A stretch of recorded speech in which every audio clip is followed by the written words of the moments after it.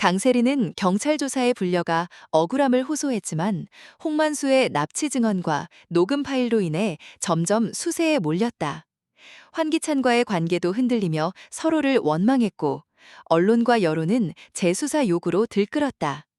최자영은 치매 속에서 또다시 흔들리며 사건의 불씨를 키웠고 기찬의 어머니는 오히려 최자영을 범인으로 몰아세웠다.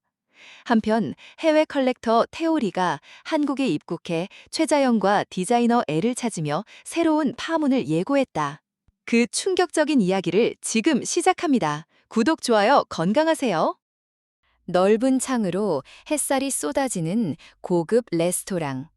은은한 음악이 흐르지만 그 자리에 앉은 세 사람의 표정은 굳어 있었다. 황기찬과 강세리는 겉으로는 미소를 유지했지만 그들의 앞에 앉은 태오리의 시선은 날카롭게 세리를 관통하고 있었다. 당신, 이름이 캐서린 맞죠? 짧고 묵직한 질문이 날아들자 세리의 손이 떨린다. 기찬이 재빨리 웃음을 띠며 가로막는다. 실수하신 것 같군요. 제 아내는 강세리 씨입니다. 하지만 태오리는 피식 웃으며 말을 잇는다. 난 캐서린의 오빠야. 넌 내 여동생의 이름과 삶을 도둑질해 살고 있잖아. 세리의 얼굴에서 피기가 사라진다. 말도 안 돼요. 전 한국 사람 강세리예요. 억지로 담담한 척했지만 목소리 끝이 흔들렸다. 기차는 세리의 팔을 잡으며 다그친다. 세리, 무슨 말이야? 이 사람 왜 이런 얘기를 하는 거지?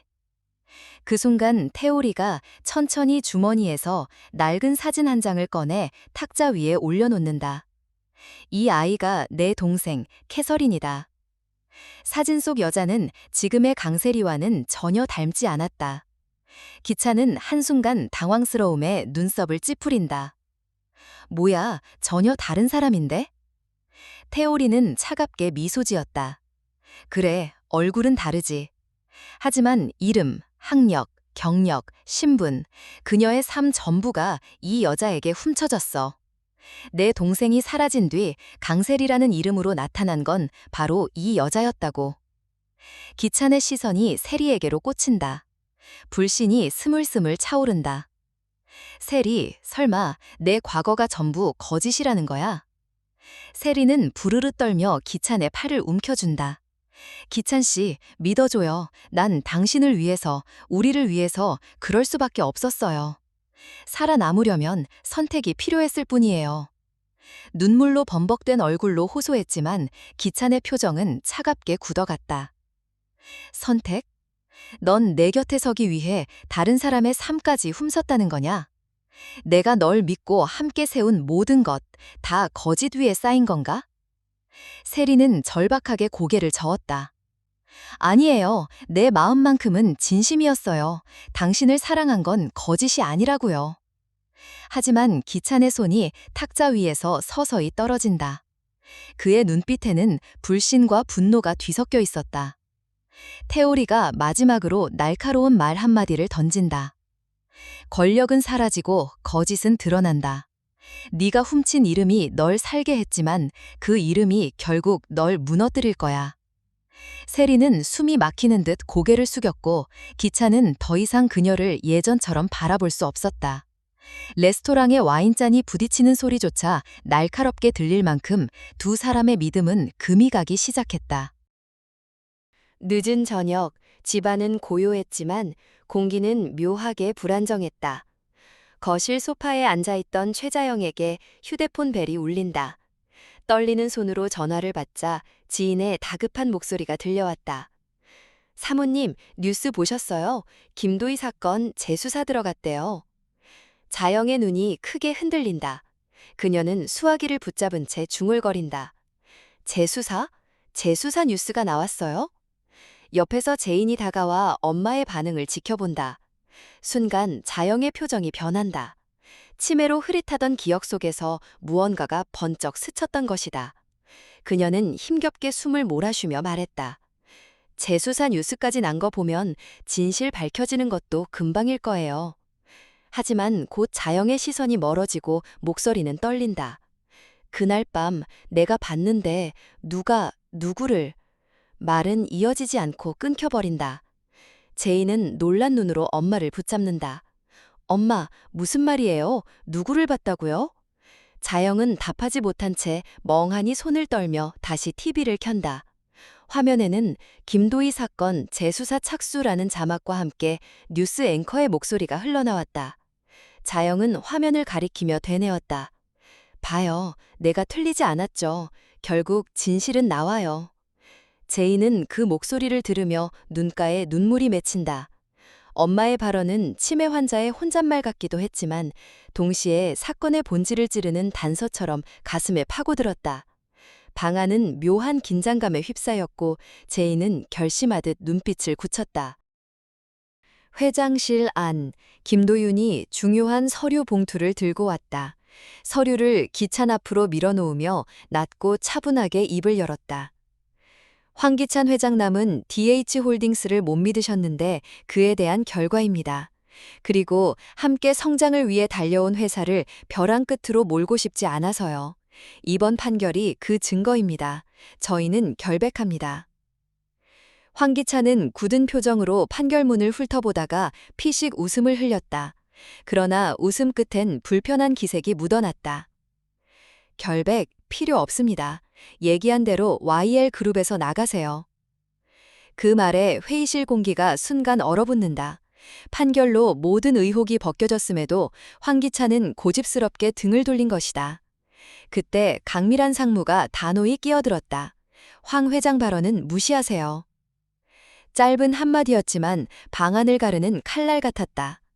김도윤의 시선이 동시에 기찬과 미란 두 사람 사이를 오갔다. 회장의 권위가 처음으로 정면에서 흔들린 순간이었다. 도윤은 차갑게 눈빛을 굳히고 기찬은 주먹을 움켜쥔 채 자리를 박차고 일어난다. 문이 쾅 닫히는 소리만이 회장실에 메아리 쳤다. 남은 사람들의 표정엔 더 이상 예전처럼 기찬을 따르지 않는 묘모한 결심이 드리워져 있었다. 회의실을 나온 황기찬은 무겁게 발걸음을 옮기며 복도를 걸었다. 얼굴에는 불쾌함과 초조가 동시에 묻어 있었다. 그 순간 휴대폰이 울리자 그는 날카롭게 전화를 집어들었다. 뭐라고? 김도희 사건이 재수사에 들어갔다고?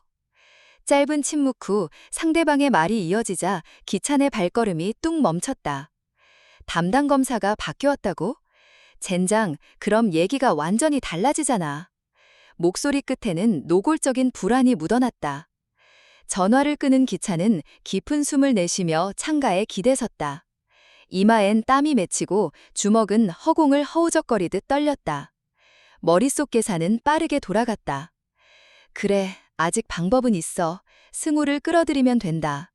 의심받기 쉬운 위치지. 그 아이만 희생시키면 다시 덮을 수 있어. 그러나 스스로를 다독이는 그 순간 복도 끝에서 발자국 소리가 다가왔다. 기찬이 돌아보자 강재인이 차갑게 서 있었다. 제인은 한 손에 작은 녹음기를 들고 있었다.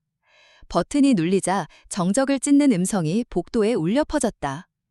살려줘, 살려줘, 살려줘. 김도희의 마지막 절규였다. 순간 기찬의 얼굴이 굳고 그의 손에서 휴대폰이 떨어졌다. 서류도 없는데도 불구하고 손가락이 허공을 허우적거렸다. 그는 눈을 크게 뜨며 제인을 바라봤다. 제인의 시선은 한치 흔들림도 없었다. 차갑고 단단한 목소리가 복도를 가르며 흘러나왔다. 이제 누구를 희생양으로 삼아도 진실은 가려지지 않아요. 제인은 천천히 다가왔다. 그녀의 손에는 작은 노골기가 쥐어져 있었다. 버튼이 눌리자 복도에 음성이 울려 퍼졌다. 살려줘, 살려줘, 살려줘. 김도희의 마지막 절규가 정적을 찢으며 울려 퍼지자 기찬의 손에서 휴대폰이 바닥으로 떨어졌다. 눈이 크게 흔들리고 목이 굳은 듯 말문이 막혔다. 제인은 흔들림 없는 눈빛으로 기찬을 노려봤다. 아무리 감추려 해도 진실은 목소리를 남깁니다. 이제 누구를 희생양으로 삼든 이 소리가 모든 걸 무너뜨릴 거예요. 기찬은 얼굴이 창백해진 채 손을 허우적거렸다. 이건 조작이야. 네가 꾸민 거지. 그러나 목소리는 갈라지고 두려움이 분명히 배어 있었다. 제이는 더 가까이 다가서며 단호히 말을 이었다. 살려달라던 그 목소리를 당신만은 절대 지우지 못합니다. 그리고 이제 세상에 드러나게 될 겁니다. 복도 공기가 얼어붙었다. 기찬의 숨소리만 거칠게 울렸고 제이는 녹음기를 든 채 흔들림 없이 서 있었다. 어둑한 밤, 정호성은 사무실에 홀로 앉아 있었다. 눈앞엔 수북이 쌓인 자료들과 김도희 사건 관련 기사들이 화면에 떠 있었다. 그는 이를 악물며 속삭였다. 도희를 그렇게 보낸 것도 억울한데 승우까지 희생양으로 몰 순 없어. 그 순간 문이 열리고 김도윤이 들어섰다. 두 사람의 눈빛이 잠시 교차한다. 형사팀에서 승우를 유령 용의자로 본다는 얘기를 들었습니다. 도윤의 목소리는 차분했지만 분노가 배어 있었다. 정우성이 자리에서 일어나며 대꾸했다. 말도 안 돼. 승우는 그런 짓을 할 애가 아니야. 난 알아. 하지만 지금 증거가 조작되고 있어. 이대로 가면 진짜로 그 아이 인생이 끝낼 수도 있어. 도윤은 한숨을 내쉬며 고개를 끄덕였다. 저도 같은 생각입니다. 누군가 의도적으로 승우를 몰아놓고 있어요. 결국 진짜 범인은 따로 있는데. 잠시 정적이 흐른 뒤 두 사람의 눈빛이 같은 곳을 향했다. 깊은 새벽, 황기찬은 집무실에 홀로 앉아 있었다. 불 꺼진 방 안에서 책상 위 서류들을 쓸어내리듯 뒤적였지만 손끝은 더 이상 힘이 없었다. 방금 전 복도에서 제인에게 들은 녹음 파일의 목소리가 계속 귓가를 때렸다. 살려줘, 살려줘. 김도희의 절규가 잔향처럼 남아 그의 심장을 조여왔다. 기찬은 머리를 감싸준 채 중얼거렸다. 이대로 가면 다 드러나. 승우를 희생시켜도 버티기 힘들어. 전화벨이 또다시 울렸다. 그는 망설이다가 받았다.